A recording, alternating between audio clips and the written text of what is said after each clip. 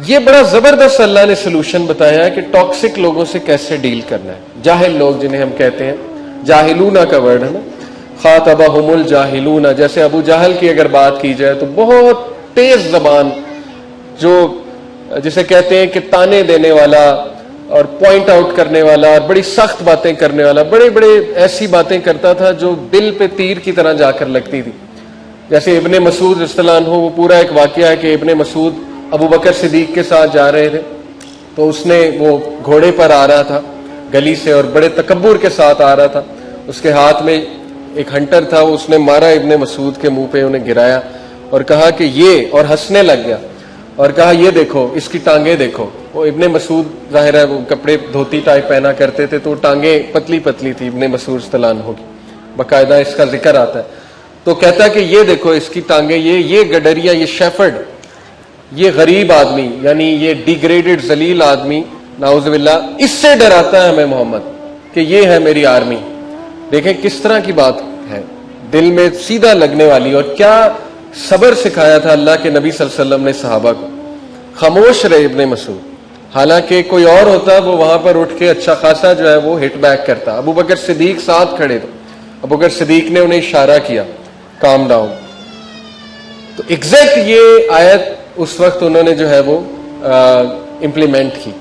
और बड़ा खूबसूरत वाकया है कि हजरत उमर रज़ियल्लाहु अन्हु उस वक्त मुशरिक थे, वो वहां से गुजरे थे, तो हजरत उमर ने उनको हाथ दिया, इब्ने मसूद को यूं हाथ दिया और उठाया और आगे चले गए। तो इब्ने मसूद ने कहा कि वल्लाही अल्लाह के नबी की दुआ तुम्हारे बारे में कबूल होगी। तो हजरत उमर एकदम रुक गए और उन्होंने पीछे देखा और उन्होंने कहा क्या मतलब? तो उन्होंने कहा कि अल्लाह के नबी ने तुम्हारे लिए और वो उसके लिए दुआ की है, तो तुम बेहतर हो, वल्लाही तुम दोनों रजुल में से, दोनों मैन में से तुम बेहतर हो। कितना खूबसूरत वाकया। तो ये अक्कासी करता है इस आयत की ये वाकया कि जब जाहिलून से तुम्हारा जो है वो, क्योंकि जाहिल आदमी आपको पता है जिसकी जबान तेज है, उसका मुकाबला करना बड़ा मुश्किल है। इमाम शाफी का गालिबन कोट है कि मैं कभी डिबेट नहीं हारा सिवाय एक जाहिल के साथ, क्योंकि उसने मुझे जहालत से हरा दिया, क्योंकि जाहिर है उसमें उसका एक्सपीरियंस ज्यादा है। You can not defeat a person जो, लेकिन ये कि हम इसको अप्लाई कुछ ऐसे भी करते हैं कि कालू सलामा का मतलब ना, मतलब हम बकायदा ये आयत कोट कर देते हैं और हम उसको बकायदा चिढ़ाने के लिए ये आयत सुनाते हैं जिसको हम जाहिल समझते हैं, और फिर कहते हैं सलाम अलैकुम, ताकि वो चिड़े भी उसके दिल में झाके लगे कि तुम जाहिल हो। ये इम्प्लीमेंटेशन असल में नहीं है इस आयत की। इस सलामा से मतलब है words of peace, words of dignity, ये इससे मुराद है कि डिग्निटी दिखाओ वहां पे, काइंडनेस दिखाओ वहां पे, खामोशी इख्तियार कर लो वहां पे। बहुत इंपॉर्टेंट है ये, यकीन करें, साइकोलॉजिकली स्पीकिंग टॉक्सिक लोगों के साथ डील करने का, क्योंकि जो आपको बुली कर रहा है, अगर आप ज्यादा इफेक्ट होंगे तो वो ज्यादा चढ़ाई करेगा, क्योंकि उसे वो एक चांस मिल जाएगा कि ये तो इफेक्ट भी हो रहा है। और हर बात का जवाब देना ये बिल्कुल भी वाइज विजडम नहीं है कि हम हर बात का जवाब दें और हर बात पे परेशान हो जाए अगले के। देखिए सुफियान अस-सौरी ने कहा था कि if you know about yourself you will not be harmed by what other people say about you. Self awareness, self awareness कहां से आती है? ये बड़े डीप कॉन्सेप्ट्स हैं, मैंने इन पे बहुत बात की हुई है, चूंकि मेरा नफ्सियात में भी थोड़ा इंटरेस्ट है। इसको हम कहते हैं internal validation. Internal validation versus external validation. जो वीक पर्सनैलिटी है, जिसको अल्लाह का तारुफ नहीं है, वो एक्सटर्नल वैलिडेशन लेते हैं। एक्सटर्नल वैलिडेशन से मुराद है कि बाहर से वैलिडेशन लेते हैं, उन्हें बाहर से प्रेज चाहिए होती है। लेकिन जो मजबूत शख्सियत है, जिसको अल्लाह का एक तारुफ हो जाता है, वो इंटरनल वैलिडेशन लेते हैं, इंटरनल मोटिवेशन लेते हैं, क्योंकि उन्हें पता है कि मुझे अल्लाह ने बनाया, मुझे अल्लाह ने अच्छा बनाया, मुझे अल्लाह ने क्वालिटीज दी हैं, और उनके पास एक बड़ा जबरदस्त फलसफा होता है, कंपैरिजन में नहीं पड़ते हैं। तो यही बात है असल में। तो बहरहाल ये बाकायदा अल्लाह ने टॉक्सिक लोगों के साथ डील करने का एक क्राइटेरिया बताया और तारीफ की है कि अल्लाह के बंदे, रहमान के बंदे, सिर्फ कौन सी है? रहमान के बंदे। यानी जाहिर अल्लाह रब्बुल आलमीन रहमान है, तो फिर उसके बंदे भी रहमान होने चाहिए, उसके बंदों को भी रहम करना चाहिए दूसरों पे। और इसको मैं कहता हूँ तबीब मेंटालिटी।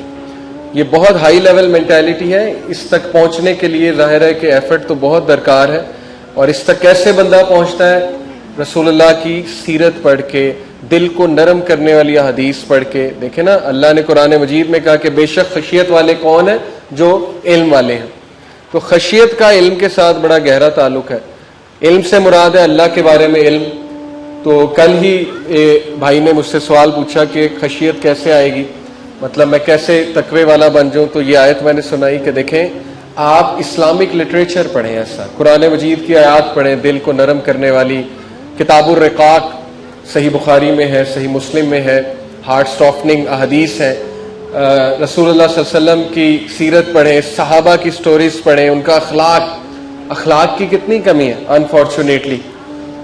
ये एक बड़ा अलमिया है हमारी कौम में अखलाक की बहुत कमी है, सख्ती बहुत ज्यादा है। अल्लाह के नबी सल्लल्लाहु अलैहि वसल्लम कहा गया कि अगर आप नरम ना होते तो ये आपसे दूर भाग जाते, आपके पास ना बैठते। तो ये हुक्म दिया गया है। तो इसलिए तबीब मेंटालिटी, मैं इस मेंटालिटी को कहता हूं कि जब आप अगले को इस लेवल का हुस्ने ज़न देते हैं, आप इस लेवल के सेल्फ अवेयरनेस पे होते हैं अपने बारे में, अल्हम्दुलिल्लाह आपको इतना अपने बारे में पता होता है कि ये बंदा जो इस वक्त प्रॉब्लम क्रिएट कर रहा है, इसका मसला चल रहा है बेचारे का, बजाय कि आप अपने ऊपर लेने के, बजाय कि आप एकदम ये समझें कि ये मुझे अटैक कर रहा है, आप फौरन से ये ख्याल लाते हैं कि यार इसकी जिंदगी में कुछ चल रहा होगा। यही है तबीब मेंटालिटी। एक तबीब जो है वो हर एक को पेशेंट देखता है इन अ पॉजिटिव सेंस और उसने जन देता है। और अंबिया की यही मेंटालिटी। रसूलुल्लाह सल्लल्लाहु अलैहि वसल्लम, एक बद्दू ने चादर जो है वो इतनी जोर से खींची कि रसूलुल्लाह सल्लल्लाहु अलैहि वसल्लम जा रहे थे, चादर पीछे से यूं खींची, उनके रैश पड़ गया गर्दन में। अल्लाह के नबी सल्लल्लाहु अलैहि वसल्लम पीछे मुड़े, मुस्कुरा कर देखा उसे और कहा क्या बात है। उसने इतनी सख्त बात की कि ए मोहम्मद तुम इंसाफ नहीं करते, नाउज़ुबिल्लाह। अल्लाह के नबी सल्लल्लाहु अलैहि वसल्लम ने उसकी बड़ी कंपोजर से बात सुनी, हालांकि सहाबा ने तलवारें निकाल ली थी कि हाउ डेयर ही। तो अल्लाह के नबी सल्लल्लाहु अलैहि वसल्लम ने कहा कि जो ये कह रहा है इसको दो और इससे भी ज्यादा दो।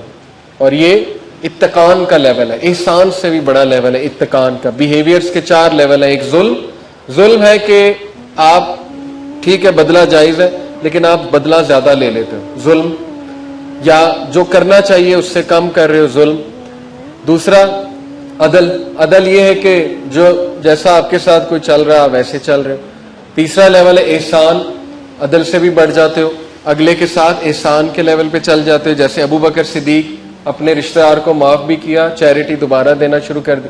उससे भी नेक्स्ट लेवल है इत्तकान। चारों रवैये कुरान मजीद की आयत से साबित है। इत्तकान नबी सल्लल्लाहु अलैहि वसल्लम का लेवल, अंबिया का लेवल है। और इसकी मिसाल जो है वो एक टीचर मेरे दिया करते थे। इत्तकान ये है कि आपको किसी ने थप्पड़ मारा, एक मिसाल है, तो आप उसको गले लगाओगे और आप उससे कहोगे कि आपने मुझे थप्पड़ मारा, खैरियत तो है, यानी ये इत्तकान का लेवल है। और अदल ये कि आपने भी आगे से एक लगा दिया, जो कि ठीक है, जायज है, इस्लाम एक रियलिस्टिक वे ऑफ लाइफ है। तो अल्लाह एक्सपेक्ट जो है वो क्या कर रहा है, इबादुर रहमान कौन है, जो डिग्निटी वाले लोग हैं, जो कंपोजर वाले लोग हैं, जो डिसेंट लोग हैं। और सोशल मीडिया पे भी इस बात का बड़ा ख्याल रखना चाहिए। देखें, हर किसी से बहस करना, बहस बुराए बहस करना, ये अच्छी आदत नहीं है। इंसान में सब्र होना चाहिए।